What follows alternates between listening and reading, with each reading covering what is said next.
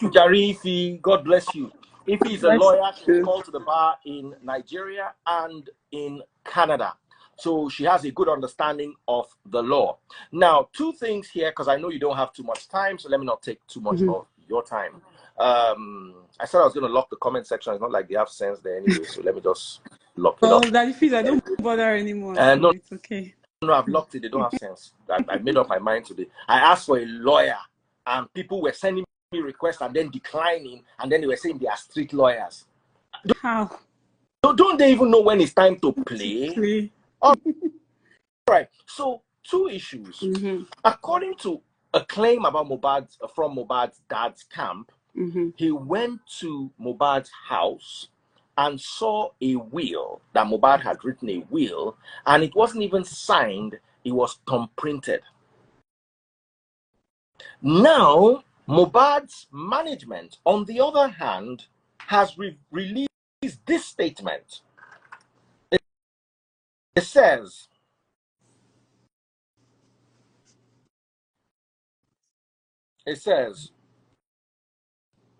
no members of MohBad's management or his lawyer have communicated the existence of a will or any such thumb-printed document as has recently been falsely reported to any member of the family or the public. We would like to state with certainty that if any such document did exist, it would have been duly registered with the probate registry. Please, my question is, if that will existed, like MohBad's father claimed, of what use is it? It means that for all effects, his last wishes, he has his last wishes in ink. How does the probate work? So if a person, his testator, has to go to the court to administer his will. So when you're making a will, you have to appoint someone to say, this is the person who will, administer my will upon my, and that person has the right to go, demise. Upon your demise, upon your right to go to court and, ask to administer your will according to your last wishes. Okay. So if the will did exist, it cannot be a hidden document. No, it cannot be a hidden document. The court must be aware of it. Now, who holds the will? So in Nigeria is a different jurisdiction. For here, when a will is in existence, the owner of the will would know, right? And then you tell your family members, I have a will, is with XYZ lawyer. The lawyer can decide to keep an original or to keep a copy of it. So for me, when I make a will, most times I don't keep an original, I keep a copy. So I stamp it copy, and then I tell you this is the only original, right? I have a copy with me that shows that you signed. And it brings me to like the thumb printing part of it. People who thumb print usually are people who are not literate or who have a disability that will stop them from signing. So why is the will thumb printed? Like I don't know what the full story is. I haven't had the time to be on social media from yesterday because I was preparing for court. But why? Yeah. But why are they thumb printing the document? People who you thumb print for, like, now for there are instance, two the stories. blind. The father said there was a thumb printed will. The management said no such will exists. That already, in my opinion, has debunked because if they say no will exists, a will cannot be brought up tomorrow if no will exists. Or am I wrong?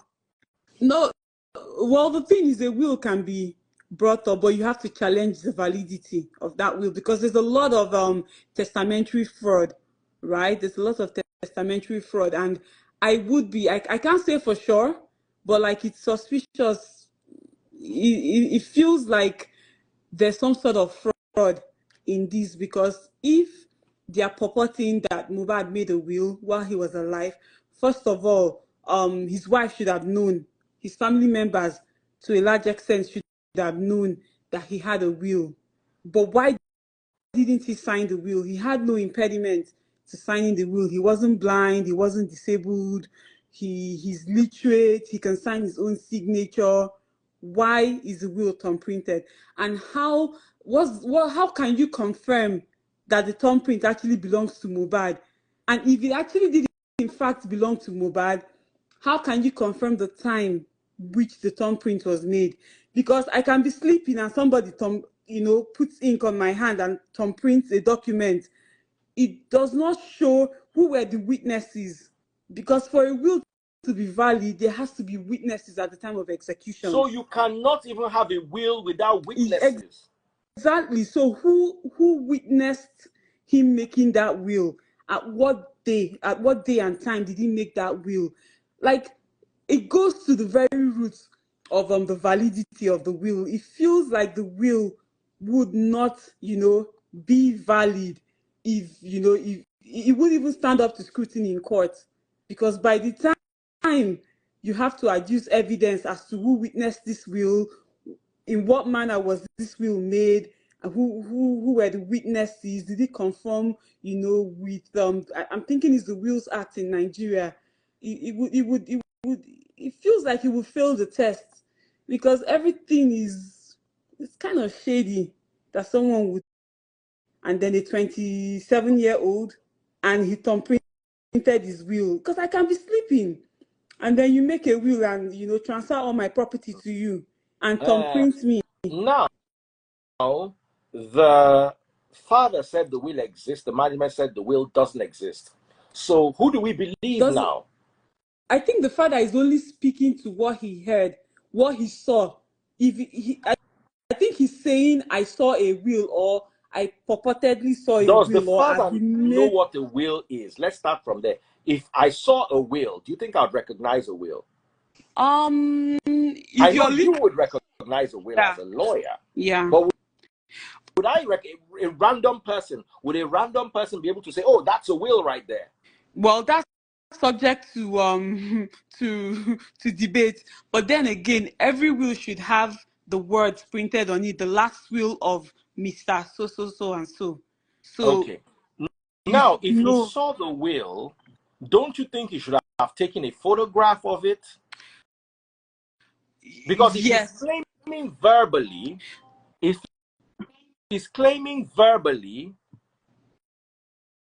then I don't know. I think that what MohBad's father is saying is that he was made aware of the existence of a will. I don't think he is confirming the existence and the validity, because there are two different things. If someone says to me that a will exists, my question would be, can I see the will? If you show me the will, have I seen the will? Yes. Does a will exist? Yes, but it's subject to confirming the validity, the fact that this will, or the authenticity, actually, not even the validity, it's the authenticity of the will, because a will can exist, but it's not authentic. It could be a fraudulent will. So I think what MohBad's father is trying to say, I'm not sure because I haven't really followed up with everything, but I think what he's trying to say is he was made aware of the existence of the will, but as far as the authenticity goes, he doesn't know. MohBad's record label is also saying that they are not aware of any such will, so they are outrightly saying they are not aware of the existence of the will. MohBad's father is saying, I've been shown a will, but then that doesn't mean that the will is authentic. So I think when we understand, the differences between, or the difference rather between a valid will, an authentic will, and the existence, a will can exist, but it could be a fraudulent will, right? So it doesn't necessarily mean that because the will exists, that it's also authentic. They are not mutually. Naomi said something here that came to my mind too. Considering the gravity of this whole case, the man would definitely have taken a picture for evidence. Can you take a picture of a will? If I saw a will today especially for a controversial case? Can I say, okay, I know that wills are not just left lying around. For a will to be opened, the lawyer has to be summoned. Yes.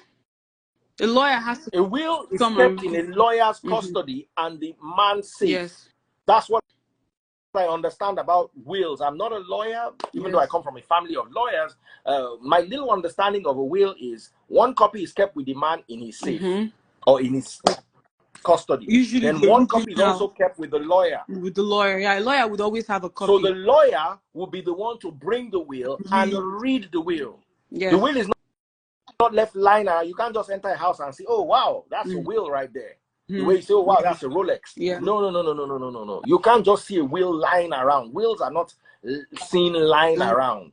Yeah. Any will that is seen lying around is fraudulent already. Because it has to be in the custody of a lawyer. And if somebody dies mysteriously, we don't expect to see a will first. What we expect to see is him in the hospital. You understand? The will is the will read before the person is put in the ground or after? Usually should be after, but it depends on the person's wishes, right? But usually a will will be read after a person has been buried, because your will would provide, sometimes your will too would provide for how you intend to be buried, like when you have a life insurance and all that. I've had clients who would say, upon my demise, this is how I want to, be interred. So it depends. You can read it before.